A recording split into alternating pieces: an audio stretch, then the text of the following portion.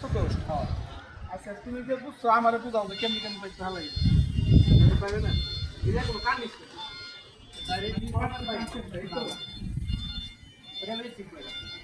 receive point হেন থেকে সরাসরি দেখাও ডাইরেক্ট টিভি দেখে একদম সরাসরি ওই জায়গায় টিভিটা কই বসাইবে ও পাতে নদী কেমন রয়েছে না ও যে পাতে নদী ঠিক আছে হ্যাঁ ঠিক আছে আচ্ছা গেল এরপর গেলে কি চ্যানেল পয়েন্ট মানে এটা দুই পয়েন্ট করতেন কোপটা দিলে কে দিবে এরপরে এই থেকে বারান্দা এটা একটা বারান্দা তো ওইটা আমরা ওই জাম হবে দেওয়া না পুরোটাই বারান্দা তো এই একই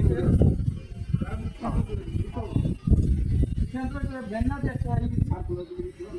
এই করার জন্য এই ওটা বাদ তো আছে এই একটা রাখছো এই করে যে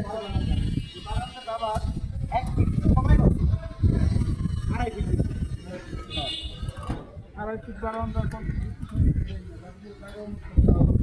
তারপরে এই রুমটা নিচে হলো 12টা লোক শুনে কোনো দেখাবে জানি স্পষ্ট দেখা যায় সব কারণ হলো আমার চেহারা দেখে লাভ নেই কথা বলতে এই যে ওই কোনো সময় অন্য সাইডে দেবো এই সাইডে 1 মিনিট পাঠাবো তার কোন রোডটা আছে এটি আমি দেখাবো তাতে আমি তোমার ভাই করতে পারি কথা ঠিক আছে আবার উপর তলা এলে ড্রয়িং যেমন ড্রয়িং 3 ঘন্টা করে ড্রয়িং করি যদি না করে যদি তুই ভাই যে না এভাবে কাজটা করছি কথা বুঝছো বুঝতে পারছি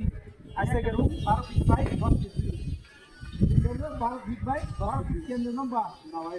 কেন্দ্র নম্বর 12 ফিট এর মধ্যে আচ্ছা এই যে এটা হতো 10 ফিট 3 লাখ টাকা দিয়ে ব্লক দিত হ্যাঁ এক জায়গায় ফলাইছি আমরা এক সাইড কাটে দুই সাইডে কাজ করে দিলাম ঠিক আছে সমস্যা নেই রিসিভ করেন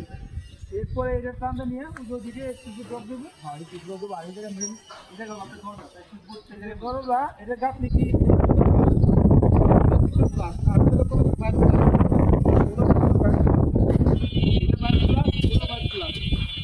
আচ্ছা এই জায়গায় ড্রপটা কত দিতে পারে এই করে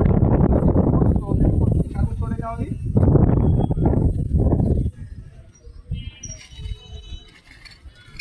ঠিক আছে এর তিনটা ড্রপ করতে হলো একটা রুমের একটা সার্ভিস ড্রপ ঠিক বলে হ্যাঁ একটা বসে কিচেন থেকে আরেকটা বসে ফ্যান বক্স তিনটা ড্রপ ফ্যান বক্স আর হলো এসি ড্রপটা একবারে বসে পাওয়ার আর কিচেনেরটা আলাদা বসে আমি যাই হোক দাম কি ভালো দিবা লাগছে না এটা না বড় যে সাইকেলের মতো তার দিতে দেবে না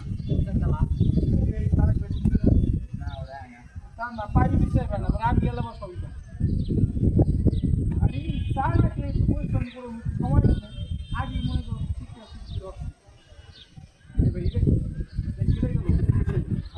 একটা রুমে একটা রুম আর এই হলরুমটা কত পাইলে হলরুম পাইছিল আর দুটো ফিটে লম্বা 5 কিলো 10 ফিট মানে এখান থেকে রুম করে এখান থেকে একটা টয়লেট তাই না